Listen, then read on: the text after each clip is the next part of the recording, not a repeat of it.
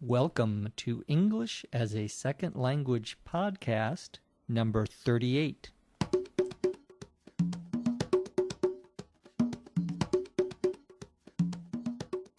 You're listening to English as a Second Language podcast number 38. I'm Dr. Jeff McQuillan, coming to you from the Center for Educational Development in beautiful Los Angeles, California. Go to our website at www.eslpod.com for more information about this podcast. Today's topic is having a barbecue.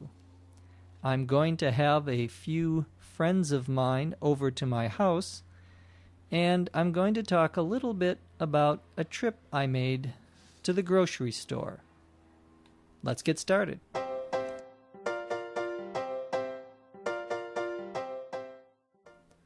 I moved into a new apartment last month and decided to invite a few friends over for a housewarming party. I didn't want to spend the day cooking, so I decided to have a barbecue. The food would be easy to prepare, and I could cook it when my friends got here. But first, I had to go get a few things at the supermarket. I got to the store and got a cart.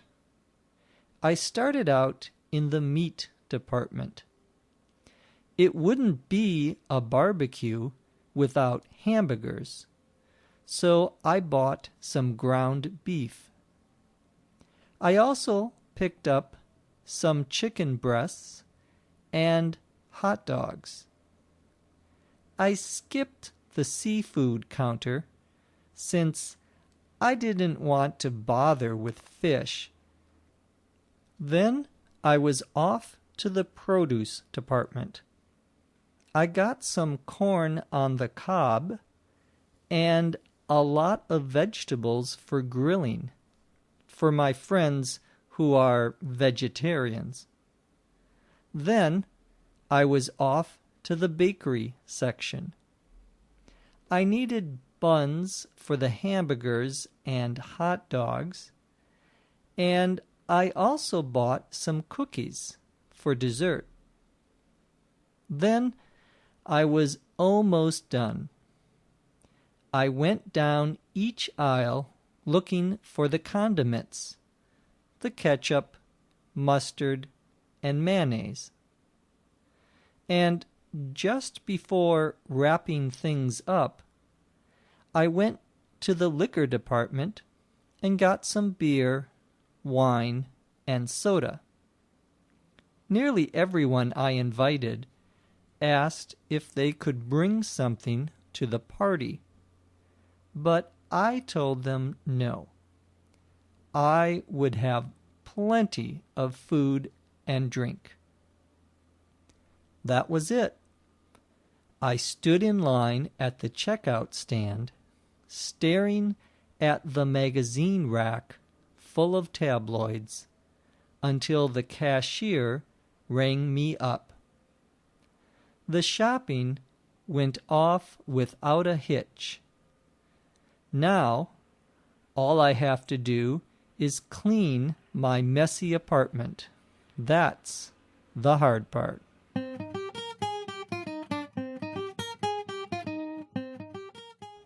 Today I described my trip to the grocery store to buy some food for a party I'm having.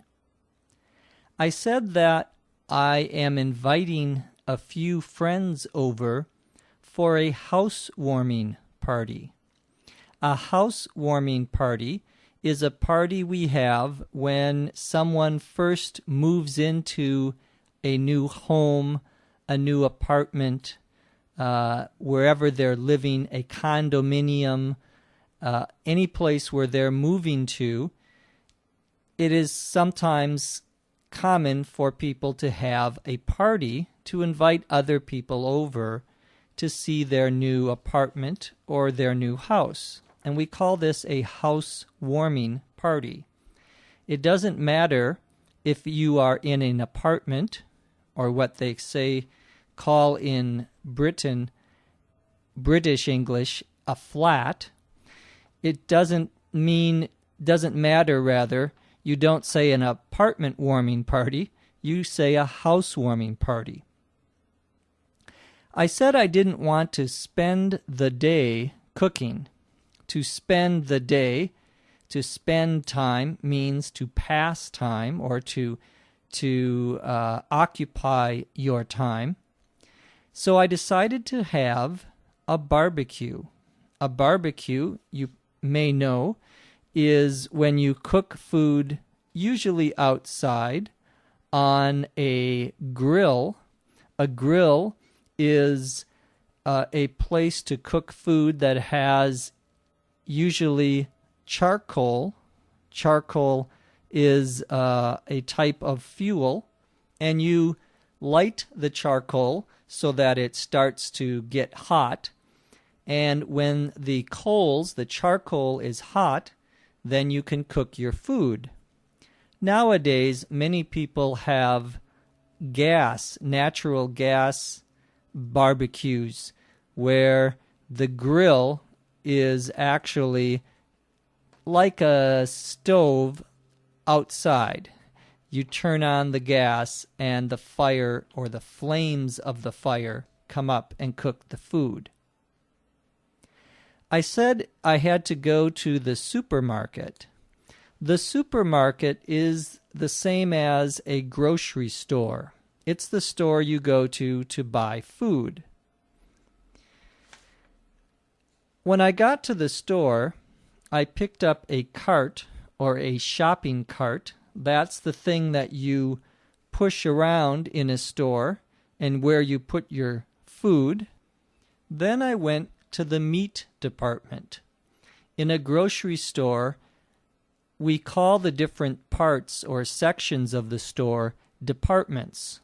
So there's your meat department, which of course has beef and pork and chicken. Some American grocery stores have a butcher. A butcher is a person who cuts meat, and you can ask to have your meat cut. But that is becoming less common, and now when you go into a grocery store, oftentimes there is just the meat sitting out in the refrigerators, and there isn't anyone there to ask to have a certain type of meat cut. It depends on the store you go to. I said that it wouldn't be a barbecue without hamburgers. This is a common expression. It wouldn't be something without something else. It wouldn't be New Year's without a New Year's Eve party. Means you can't have this thing without another thing. It doesn't mean that's always true, but what we are really saying is to really enjoy this, you need something else. To really enjoy a barbecue, you need to have hamburgers. Hamburgers, of course, are small, round, usually. Patties, we call them. A hamburger patty is a meat, usually about 1 inch by 3 or 4 inches in diameter, piece of ground beef that we make hamburgers out of. McDonald's, of course, is the most famous hamburger seller in the world. I also said I went to pick up some chicken breasts and hot dogs. Chicken comes in a number of different parts of the chicken are sold to eat. There are the thighs Those are the legs. And there are also the chicken breasts, or the front of the chicken. We talk about chicken having white meat. That's usually the breast. And dark meat. That's usually the thigh or the wing of the chicken. So I went to get some chicken breasts, which are good for grilling at a barbecue, and some hot dogs. Of course, hot dogs are, well, no one knows exactly what's in a hot dog, but it's a very favorite American food to have for a barbecue. I said that I skipped the seafood counter. Seafood is, of course, fish, and we use this term counter in talking about a place where a customer walks up to and there is someone on the other side of the counter to give them service of some sort. So in a grocery store, you might have a meat counter, and the counter has a display or a window which shows different foods, and you can ask the person behind the counter working at the store, I want that, and so forth, telling them what you want to buy. But we use the term counter for many different things in English. If you go to a department store and you want to return something, you go up to the return counter and you ask them to take back whatever you bought. We use counter, as I say, as a general term to mean anywhere where you have someone, usually behind a desk or behind a some sort of display in the case of a grocery store, and they are going to give you some additional service. I said that I went to the produce department after skipping the seafood counter. The produce department is where you have fruits and vegetables. And I bought some corn on the cob. Corn on the cob is what we call an ear of corn. When corn grows, each individual piece of corn is called an ear of corn. And you take the outside of the corn off. The outside is called the husk. And you can either take the individual pieces of corn and cut them off, or you can leave them on the cob. And the cob is the corn with its original part of the plant, of a corn plant. And you can take that and put it on a barbecue, or you can boil it in hot water. And then you put some butter on and some salt, and I'm getting hungry. Anyway, I bought some corn on the cob to grill, and we already talked, to grill is to cook over a fire. Usually a grill is made of metal, and you cook over a fire or a charcoal. Some of my friends are vegetarians, and as you probably know, a vegetarian is someone who only eats vegetables or doesn't eat meat. And there are different types of vegetarians. A very strict vegetarian who doesn't eat any animal products or things from an animal is called a vegan. So if you say, I'm a vegan, that means you are very strict vegetarian. You only eat vegetables, plants. You don't eat anything from an animal at all. I am not a vegetarian, but I have some friends who are. Then, after picking up my vegetables in the produce department, I went to the bakery section. And the bakery section is my favorite section. That's where you have the bread and the cakes and all the good stuff to eat. I had to buy some buns for the hamburger and the hot dogs. Buns are pieces of bread that you cut in half and you put the meat in between. We use the term buns for hamburgers and hot dogs. If it's just a flat piece of bread, then we don't use the term buns. We usually call that sandwich bread when you cut up a big loaf of bread. But a bun is an individual piece of bread that you cut in half. A dessert is, of course, what you eat after your main meal. You can have cookies for dessert, cake for dessert, and so forth.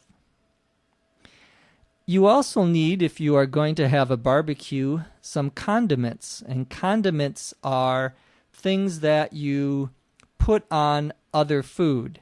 Ketchup, made from tomatoes, of course. Mustard. Mayonnaise. Mustard made from a mustard seed. It's orange. Mayonnaise is usually white. It's made in part from eggs. It's a French word. We call it mayonnaise in English. Sometimes we just call it mayo. I want some mayo on my hamburger means I want some mayonnaise on my hamburger. I then, after buying all the things I needed, I went to the checkout stand. The checkout stand is the place where you pay for your food in a grocery store.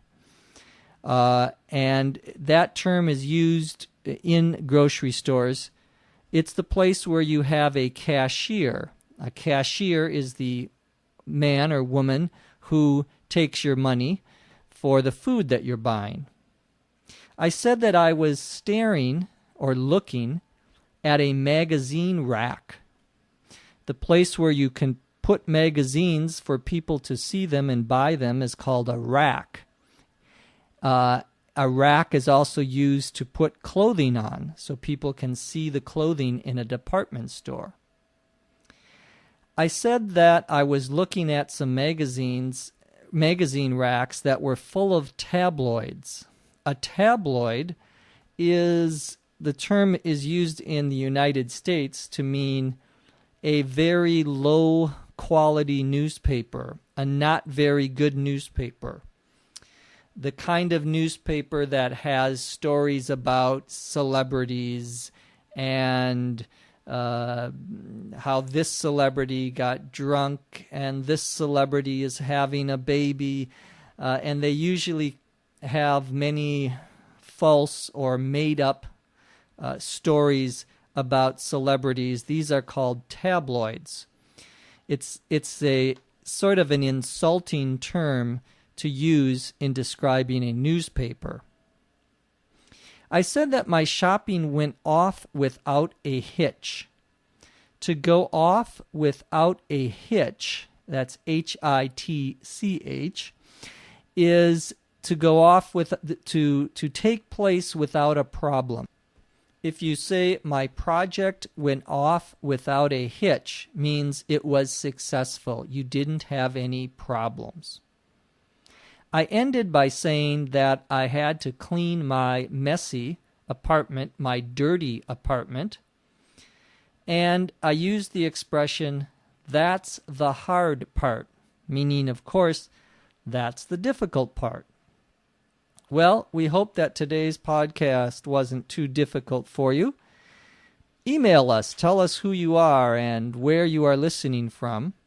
We now have listeners in more than 70 countries throughout the world. Tell us where you are.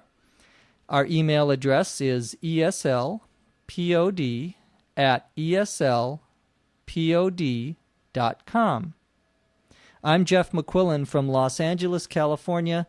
We'll see you next time on ESL Podcast. ESL Podcast is produced by the Center for Educational Development in Los Angeles, California. This podcast is copyright 2005.